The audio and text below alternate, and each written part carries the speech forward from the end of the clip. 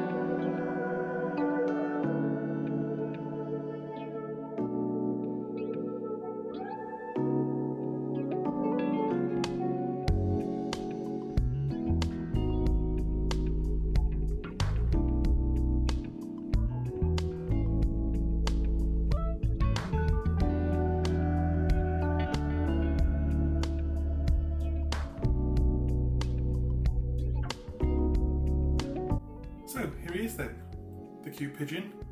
Like the other two, he does have a little bit of articulation in it, and that's his neck. It spins round, but that's it. Unlike the other ones that obviously move the legs and the arms. I still think it looks quite cute. What do you think?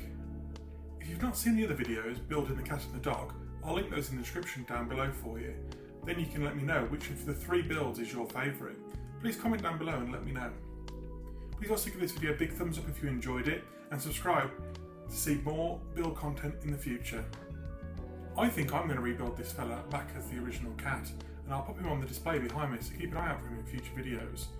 Anyway, thank you very much for watching, and catch you in the next one.